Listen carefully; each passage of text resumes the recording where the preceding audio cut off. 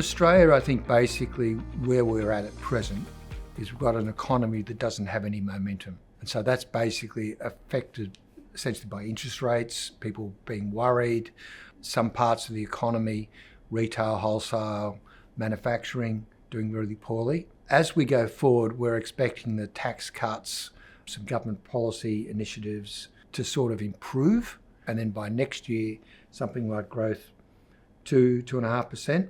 Hopefully that'll be better. The other issue, obviously, that affects Australia is the globe.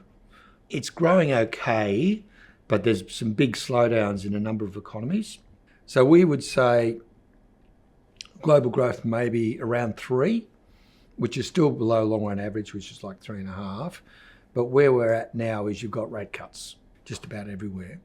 We're expecting the inflation rate to come down. And the reason we're expecting the inflation to come down is basically the economy stalled. And so what happens is you're starting to see businesses are no longer trying to pass on any increase they get, rather they're looking at market share now.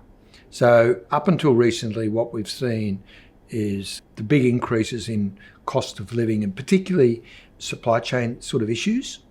Ultimately, what will happen is as the economy comes down, that will slow the process. The wage increases this year were much lower than last year, and unemployment will start to go up.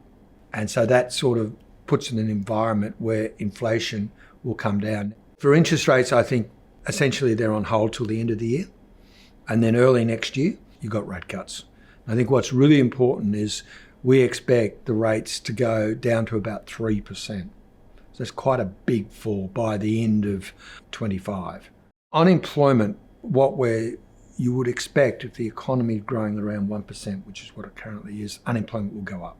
What we are seeing so far is quite strong growth in employment, but because you've got a strong growth in population, it used to be that if you to keep unemployment flat, you needed about 20,000 jobs a month. Now you need 40 to 50,000 jobs, and we're generating less than that. And so that will gradually push it up. For us, unemployment by the end of the year, 4.5, which is not too bad, and hopefully stabilise around there. Supply chains have come down already a lot. And so we're basically saying that's not a big issue now. But really it's more about the services side. The other thing that I think people will probably be interested in house prices.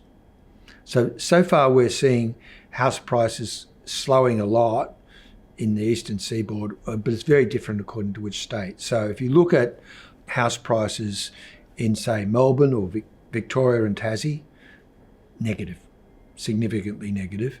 If you're looking at New South Wales, it's slowed a lot. So if you look at the last 6 months and annualise, it's like 3. But if you're in Western Australia, it's like 25. And if Queensland and also South Australia is still pretty strong. But ultimately, we don't see a big crash in house prices. We're still quite optimistic, but it's very varied according to where you are. I think we have confidence that the economy is not going to have a major recession. I also think you can be confident that house prices won't collapse in that environment. But you need to understand, this is the first slowdown that we've actually been policy induced since the 90s. And if you keep increasing rates and then you've got fast growth of population, which means rents go up, 2/3 of the population's got a problem. But next year, as the economy gets better, we'll look pretty good by global standards. So I think the medium-term outlook is very good. The short-term outlook is not so good.